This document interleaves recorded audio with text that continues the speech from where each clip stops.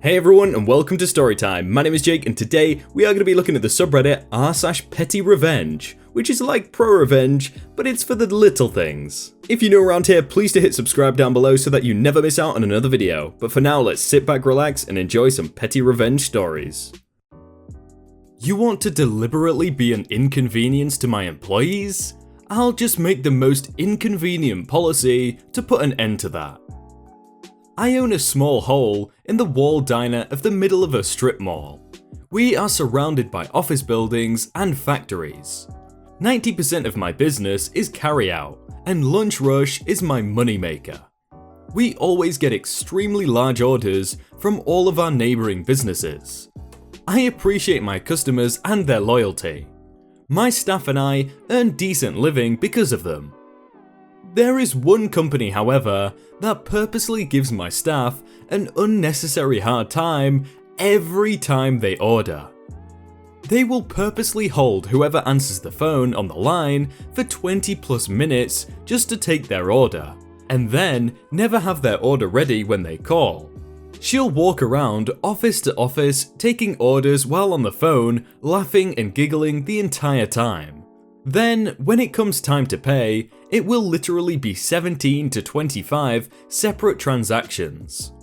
They are always unorganized with the payments and deliberately hold everything up at a snail's pace, laughing and giggling the whole time. They know they're being douchebags and they think it's funny. If any one of my staff gets frustrated with them, even a little bit, they will call back and complain. I never said anything to them about it, only because I appreciate the business. But last week, they held up the line for so long, several of my customers, who was waiting to pick up their food, walked out because they were late getting back to work. Now, their fun and games is costing me money. I had no other choice. I had to come up with something. I didn't want to flat out tell them they suck, but I wanted to give them a taste of their own medicine. I posted a large sign in front of my cash register that reads, "If you are making multiple transactions, you may be asked to move to the back of the line after each transaction during busy times, to ensure quality service for all of our customers. Sorry for the inconvenience." Yesterday, after they placed their order, I warned them of our new policy. I don't think she took me seriously because she was still giggling. When they came to pick up their food, we were slammed. There were several people in front of them, and when it came time for them to pay, there were several people behind them. After the first transaction, I asked them to move to the back, pointing at the new sign. The dumbfounded look on her face was priceless. They still had 20 more transactions left, and now it's not so funny to be inconvenienced. When they finally made their way up front, the second time, they were angry, but they still wanted separate transactions. So I asked them to move to the back again. This time, they asked to speak to a manager. I was thrilled to tell them I was the owner and this is my policy. I explained the situation and told them that I warned them of the policy beforehand and there's nothing I can do. The third time they came to the front, they were livid. I honestly think they learned their lesson because they put the remaining balance on one credit card. I don't enjoy being a douchebag, but this time I did. What? It's literally like 2019. You can transfer all the money to one account so easily. Why do you need to make it a different transaction every single time? I respect the owner for doing that. My mum fed a kid to be petty. Like 12 years ago, when I was in middle school, my friend invited me over to her birthday party. But when I got there, I was the only one there. She was a close friend of mine at the time, and she said she didn't actually want a party, but to just hang out with me. She had a super nice house, and we watched musicals on her enormous TV. I was there for around 3 hours until 8 PM. And her family started to eat dinner without me. She gave me a few pieces of months-old Halloween candy and I left hungry. I told my mum I hadn't eaten and she got upset. A few months later, there was this food fair type of thing after school, and my friend and I were going to go after a brief stop at my place. My mum piled us with loads of food, encouraging her to eat more and more, to show her that this was how you're supposed to treat guests. She'd made a lot more food than two girls needed. We were not well off and lived in a small apartment, but my mum never let anyone leave hungry. My friend was annoyed and kept making remarks about being full and unable to eat at the food fair, and I felt mildly uncomfortable because I knew my mum did that on purpose. What kind of awful family eats food in front of another kid without inviting them to eat? Like, what? Get impatient and shout at me? I'll slightly overcook your sandwich.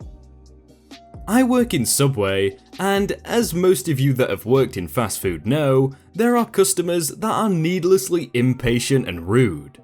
I had an especially bad one the other day who got angry at me for taking a while to put some plastic gloves on. They're a real pain when your hands are even slightly wet. She was with her two kids, who were surprisingly polite, neither of them wanting anything other than a plain ham sandwich with a bit of cheese. The mother, however, wanted her sandwich toasted, which is not a big deal. However, the merry chef we have took slightly too long for her liking, so she started swearing at me under her breath. As a result, instead of taking it out at the regular time indicated, I left it in for another 10 seconds.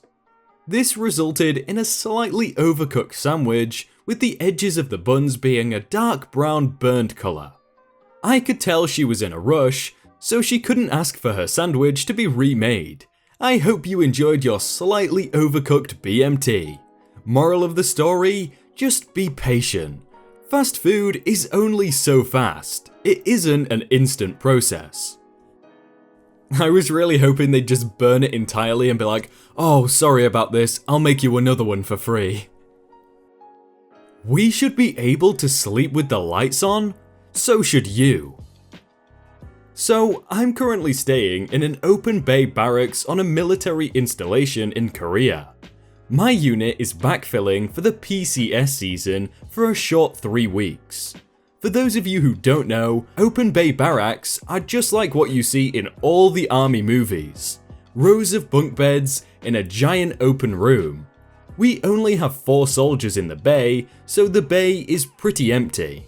We had some soldiers who were going through in-processing stay in our barracks with us, and they were pretty good roommates. Tried not to make any noise or turn on the lights when the rest were trying to sleep. They left a couple days ago. The new group of in-processing soldiers were not as compassionate. They busted in our bay, pointed out that we were sleeping, and turned on the lights. They slammed their duffel bags down, talked loudly, played music, and was just generally doing everything to wake us up at 1:30 in the morning. One of my fellow soldiers asked if they could turn off the lights or quiet down a little. Either or. A staff sergeant retorted with, "Man, you should be able to sleep through tougher conditions than a little noise and light, specialist. These soldiers need light. We don't have night vision." Too easy, no big deal. We didn't get mad, we buried our heads into our pillows and slept. For the next couple of days, since we had physical training with the units, we came to assist and these in-processing soldiers didn't. Once we returned from our sessions, we turned on the lights around 7:45 in the morning. We tried to keep it down, but shuffling through our lockers can be noisy, even though it was a fraction of the amount of noise they made. Every morning, we get some teeth-sucking and general complaints. "Turn off that light, it's early, man." "We don't have PT, why are you waking us up?" My favourite was that very same staff sergeant came up to us and lectured us on being team players and being considerate of other soldiers sleeping in. Our responses were, "We're doing our best to keep the noise down, but we can't see in the dark, Staff Sergeant General." Oh, I was really hoping that he'd say the same thing that he said straight back to him, like, oh, you should be able to sleep in tougher conditions, but you probably don't want to speak to your superiors like that. You left it on the bench? Must be clean then. Like most offices, we have a rule where you clean up your own cups and plates, etc., and put them on the dish rack. No dishwasher. Then, admin will put away the clean dishes, clean the coffee machine, wipe down the benches at the end of the day. One day, after getting particularly fed up of people expecting me to clean up after them, I put up a sign in the lunchroom to remind people to clean up. Gave them all a verbal reminder that they are responsible for cleaning up after themselves. And then I waited. Sure enough, come cleanup time, dirty dishes everywhere. So instead of getting annoyed or telling them off, I just started putting their dishes away exactly as they left them. Crusty bits of food? In the cupboard you go. Dried up coffee? Yup, away you go too. It was incredibly satisfying to see them eating off their dirty dishes every day. Lasted 3 months before they noticed, and when they complained, I simply replied with, "Oh, we are supposed to clean up after ourselves, so I thought they were as clean as you wanted them." They now clean up after themselves. 3 months? What? If I see a speck of dirt on a plate, I'm like, alright, I'm cleaning this again, I'm cleaning it again. Screw with my overtime? Lose a tech. Years ago, I worked at a materials and logistics company. Pay wasn't great, but I had all the overtime I wanted, so I was content with my pay. One day, the old plant manager left, and the number 2 guy at the plant was promoted.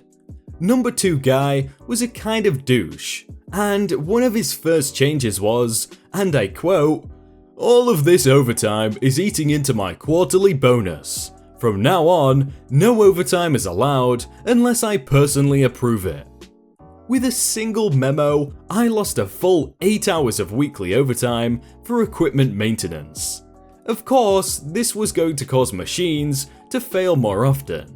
But more importantly, that was 8 hours of time and a half that was pulled out of my paycheck to improve his bonus. And he was openly gloating about the cost savings. He also implemented the second the shift ends, everything stops, just walk away from any uncompleted tasks policy. Which meant that I had lost an additional 10 hours per week. And meant that equipment was never put away, so the next shift would spend the first 20 minutes of their shift looking for things. But he didn't care, because personal bonus. So I put in my 2 weeks and prepared to move on. Funny thing was that a couple of days later, I was approached by a boss other than the plant manager who asked if I would be willing to stay if they gave me the overtime back. But I had already found a better job with better pay even without overtime, so I said no. Flash forward about 3 years, and I was hiring for a tech at my new company. A resume crosses my desk from a guy who had been hired at my old company about 6 weeks after I had left. My replacement at the old company was unknowingly applying to work for me. In the middle of a skilled worker shortage with, as the 150 crap resumes in my inbox demonstrated, not a high availability of good candidates. Straight to the top of the pile you go. I don't know how long it took the old plant to hire someone else. Their pay wasn't great. I was offering something like 35% more, and the labour force wasn't exactly flooded with quality people. They will never know that I poached away one of their guys, but it was a pretty sweet feeling. I really want to know if he had like a chat about how bad the other company was, because I'm sure they could relate on that. Ride my butt to not let people merge? We'll see about that. So this is small revenge, but made me feel really good. I was heading home on one of the busiest roads in my city, 4 lanes wide one way, and just noticed, ahead of time, there was the 3rd lane in from the left closed for construction. so I get over one to the left. Coming up to the construction, and people have their blinkers on and are trying to merge over. It's basically the zipper effect. One merges, one goes. One merges, and so on. The guy behind me is riding my butt, and I just know he's the type to not let people merge, so I let the zipper go with the guy in front of me. Then I let the guy who should have merged behind me merge. I noticed the guy riding my butt threw his hands up through the mirror, and so I decided to take it further. I let a big bus merge. It was small, but so worth it. Let people merge, douchebags. It's only like 5 seconds or something of your time. Is it really that hard to let someone merge in? Hey everyone, I hope you all had a really good day and that you enjoyed that video. If you want to check out some other videos, then click on screen right now, or check out the playlist down below. If you enjoyed that video, then please do leave a like. And if you want to submit your own stories, then you can do so by joining the Discord in the top link in the description. But thank you so much for watching, and I will see you very soon.